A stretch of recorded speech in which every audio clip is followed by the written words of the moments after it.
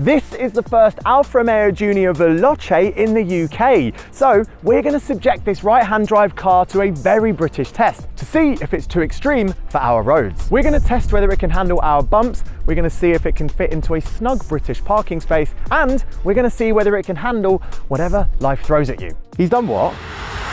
But first, we're going to start with our real world test. This is where I'm going to see how quickly CarPlay fires up in the car and how quickly I can get ways open. Because for those of us who are time short, well, we can't be sitting in the car waiting for the tech to start up. Anything more than 15 seconds in 2025 is unacceptable. We've got 12 seconds to beat because the Renault 5 did it recently, very quickly. What does this Alfa do? Right, ready? Okay, car's unlocked. Here we go. Come on, systems. Right, phone down there, switched it on. Firing up. Whoa, that was fast. That was rapid, that's time. That was crazy quick. Now for our next test, well, it's just as real world because even though this is a sporty car, it still needs to handle family duties. And because this is a fully electric Junior, it's probably gonna have less boot space than the hybrid one we drove recently.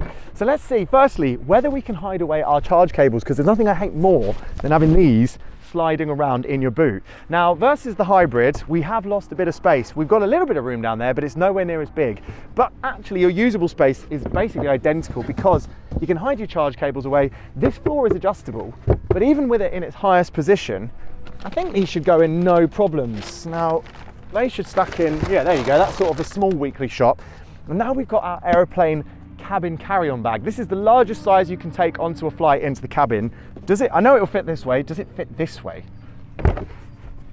I think it does. So this is still definitely a very usable family car boot. Oh, and if you're wondering, the boot is quite high for a dog to jump into, but there is just about enough space for our Rocky. Good dog. Now, did you know that the standard UK car parking size is 2.4 metres by 4.8 metres? And well, this space is exactly that. So we're going to test whether the new Junior Veloce not only can get into this space, which I think it probably can do quite easily, but also whether I can get perfectly into the middle of it so it can be positioned to avoid those annoying car park dings. Okay, so what I'm looking for is both how good this camera is, and I can tell you it's pretty sharp actually, and also how good the visibility is naturally, but crucially how useful the 360 camera is. And I can say straight off the bat, it's really useful. I can see so clearly, and I think that's probably, let's drive forward a little bit more, I can get that perfectly positioned in the space. A little bit back a bit more. We're being a perfectionist here, but I think that is perfectly positioned because the visibility in this car is really good thanks entirely to the tech. The view out the back on its own isn't great, but that stuff is. Okay, I think that should be perfect. How perfect is it? It's looking good on this side, so I'm in the space here. Yeah, it's pretty good that. I mean, you couldn't get it much more perfect without wasting your day. So yeah, could have gone a bit further back there. I think that's a big pass for this car. Really good visibility with the technology. If you're going for a car and it doesn't have the tech, think again, you need it. Now this test is a little bit more fun because we're going to see whether we can do the car's claimed 0 to 62 time. Now Alfa says it will take 5.7 seconds, which is pretty quick for a front drive car. We're going to test it to 60 miles an hour, so it should be less than that if all things go to plan. I'm in dynamic mode. Should we do this? Right. 3, 2, 1. Woohoo, traction is good. Just grips. Woo! 5.55 seconds. That is quicker than claimed. That is good. That's actually wrong. The claimed 62 time is 5.9 seconds, so it's 0.2 slower than I thought, and yet we still absolutely smashed it. Now, an 0 to 60 test is all fun, but it's not very real world. Most people aren't going to consistently launch away from the traffic lights. But what you will do in a sporty car like this is you will probably want to use your power on the public road. So I want to see how does the car put the power down on our bumpy roads, and also I want to see if the aggressive setup this car has, well, if that makes it tramline and pull into some of the ruts and cameras, of which we have plenty in Britain. If I put my foot down coming around this bend here, this is like a slip road onto a motorway almost, does the car start to pull outside? Does it try and drive me off the road? So here, let's try. Put some steering lock on, under power. Woohoo, it's the complete opposite.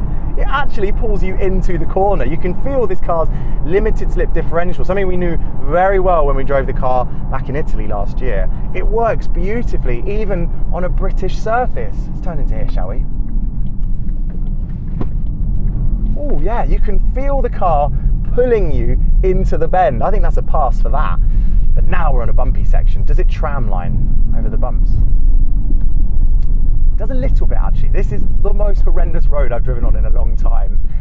The car does sort of wander into some of the bumps, but it's nothing too extreme. Bearing in mind how extreme this setup is, it's still dealing with it remarkably well. And actually the suspension and the ride, while it is a bit fidgety, it is actually very comfortable for a performance car, for a sporty handling car. This, over these big potholes, 20-inch alloy wheels are just gliding over them. It's very impressive. Ah, finally some spring sunshine.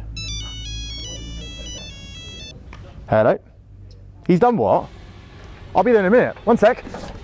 Cool, it's typical, isn't it? Having to rush to your kids' school because they set the art department on fire again is something plenty will be familiar with. But thankfully, when you got a car like the Junior Veloce, you should be able to get there before he torches the library. In fact, the Junior Veloce thrives the harder you drive it, with its pointy front end and fantastic body control making it easy to hustle through the bends. Best of all, the Alfa's aggressive rear setup means it can be flung onto its tippy toes so it dances through corners like a high-speed tripod. Honestly, the strong brakes, the quick steering, and even the character of the electric motor make this Veloce one of the most fun cars to buy right now, let alone electric cars.